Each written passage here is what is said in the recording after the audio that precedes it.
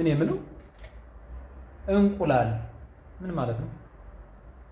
እንቁላል ከሁለት ቃላት እየተመሰረተ መጠሪያ ነው እንዴ ያለው እንቁላል? እንቁና ላል ለምሳሌ እንቁጣጣሽ እንላለናል። እንቁጣጣሽ የራሱ ስያሜ አለው። እንቁላልስ እንግዲህ የእንቁላልን ከሁለት ቃል መመስረት አለመመስረት ላወያያችሁ ወይም ደግሞ ላወራችሁ አይደለም። እቺን እንቁላል ይዤ የመጣው ከምሬ ነው። እንቁላል በዚህ ደረጃ መወለዱ እጅግ በጣም ይገርማል። እጅግ በጣም ነው የሚገርምኝ። እኔ ተማሪ ሁኜ 89 90 91 92 93 አካባቢ ይቺ እንቁላል ያለመዋሸት ይቺ እንቁላል ከ20 ሳንቲም በታች ተወደደ ቢባል 20 ሳንቲም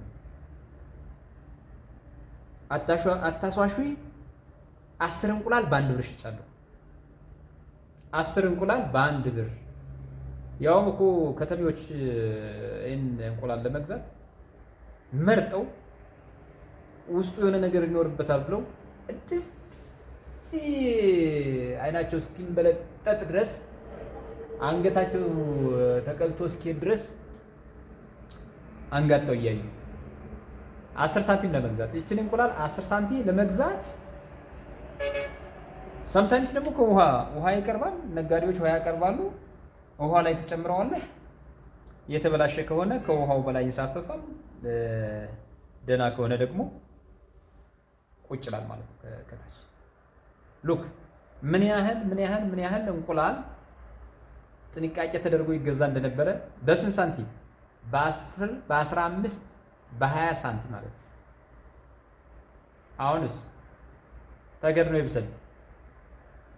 አንድ እንቁላል ዋጋው በአሁኑ ሰዓት ተከድኖ ይብሰል ወይ ለፍርፍር ወይ ለጥብስ ወይ ለቅቅል ተከድኖ ይብሰል። ዋጋውን ሁላችሁም ስለምታውቁት ማለት ነው። ለዚህ ደግሞ የሆነ እንትን አለ። ምንድነው? አሉባልታ ነገር አለ። አሉባልታው ምንድነው? ዶሮዎቹ እንቁላል አልጥላሉ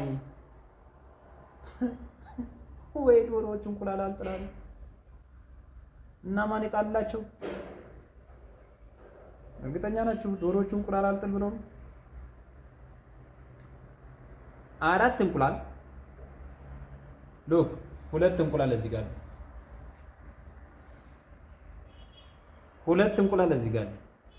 እነዚህ እንቁላሎች በ60 ሳንቲም ተገዝቼ መገብ የነበረ በዛን በደጉ ዘመን አሁንስ $0.5 ኦልሞስት ግማሽ ዶላር በማውጣት ወይም ደግሞ ኦልሞስት 100 ብር የተጠጋ ገንዘብ በማውጣት እነዚህን እንቁላሎች እየገዛን እንጠቀማለን። ስለዚህ ዶሮዎቹ ፕሊስ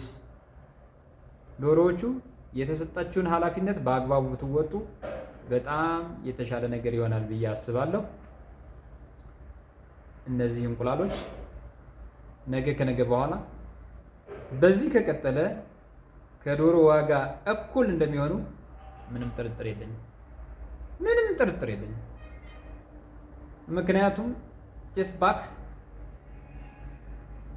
91 አካባቢ 15 ሳንቲም የነበረ እንቁላል 20 ሳንቲም የነበረ እንቁላል 2017 አንድ እንቁላል ከ18 ብር እስከ 20 ምናምን ብር። በጣም ያሳዝናል።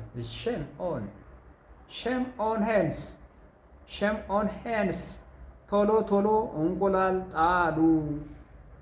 ልታፍሩ ይገባል ዶሮዎቹ።